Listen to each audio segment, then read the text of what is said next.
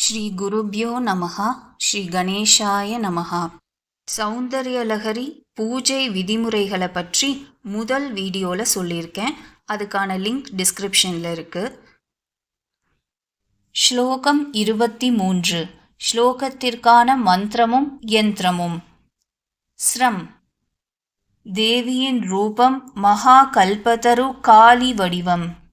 ஜபம் செய்ய வீட்டில் பூஜை அறையிலோ ஒரு தனி இடத்திலோ அழகான தேவியின் திருவுருவ படத்தை வைத்து முன்பு கோலமிட்டு ஒரு காமாட்சி விளக்கோ குத்து விளக்கோ வைத்து சந்தன குங்குமம் இட்டு ஜபம் செய்யும் இடத்தை சுத்தமாகவும் அலங்காரத்துடனும் ஏற்பாடு செய்து கொள்ள வேண்டும். பூஜை விதிமுறை. தங்க தகட்டில் எந்திரம், செப்பு தகட்டில் கூட செய்து கொள்ளலாம். சந்தனம் அல்லது குங்குமத்திலோ மஞ்சளிலோ ஒரு பலகையில் எந்திரத்தை வரைந்தும் வைத்து கொள்ளலாம். நாள்தோறும் 1000 முறை 45 நாட்கள் அல்லது 3000 அல்லது 1001 முறைகள் 30 நாட்கள் வீட்டினுள் பூஜை அறையில் தனிமையில் ஜபம் செய்ய வேண்டும். ஜபம் வடக்கு முகமாக அமர்ந்து செய்ய வேண்டும். செந்தாமரை இதழ்களால் லக்ஷ்மி சகஸ்ரநாமார்ச்சனை செய்ய வேண்டும். தினமும் நிவேதனம் பால் பாயசம், உளுந்து வடை, நெய் கலந்த அன்னம், பழம், தாம்பூலம் நிவேதனம். பயன்கள்: அதிகமான செல்வத்தை அடைதல், கடன் அபாயங்களிலிருந்து விடுபடுதல், பசுக்களை பெறுதல். மேலான அந்தஸ்து கௌரவமும் அந்த செல்வத்தினால் உண்டாகும். குடும்ப வழக்கினாலோ அல்லது அலுவலக பிரச்சனையினாலோ ஏதேனும் அபாயம் நெருங்கும்படி இருந்தால் அவை அனைத்தும் விலகி பேரும் செல்வமும் புகழும் ஏற்படும். ஸ்லோகம்.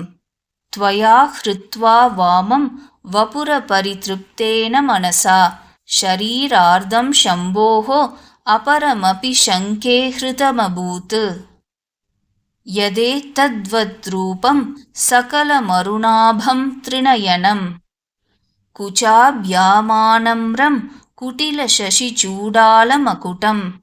ஸ்லோகத்தின் அர்த்தம்.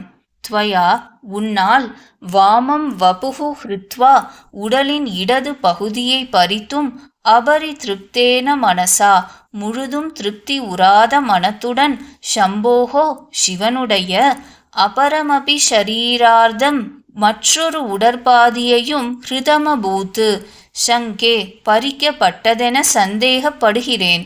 யத்ததாஹி ஏனெனில், ஏதத் சகலம் த்வத்ரூபம் இந்த உன் மேனி நிறம் முழுவதும், அருணாபம் செவ்வொளி கொண்டுள்ளது, திரிநயனம் முக்கண்கள் கொண்டது, குச்சாபியாம் ஆனம்ரம் இரு ஸ்தனங்களால் முன்புறமாக நன்கு குனிந்தது, சசி சூடால மகுடம் வளைந்த சந்திரனை மகுடத்தில் சூடியதாக உள்ளது.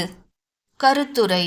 தாயே, ஹே ஜெகதம்பா, என் இதயத்தில் உள்ள உன் உருவம் முழுவதுமே சிவப்பாகவும், முக்கண்களை உடையதாகவும், 2 ஸ்தனங்களால் சற்று வணங்கியதாகவும், சந்திர கலையுடன் கூடிய முடியை உடையதாகவும் விளங்குவதால், நீ பரமசிவனுடைய இடது பாகத்தை அபகரித்து கொண்டு மனம் திருப்தியுறாமல் மற்றொரு பாதியையும் அபகரித்து கொண்டாயென்று நினைக்கிறேன்.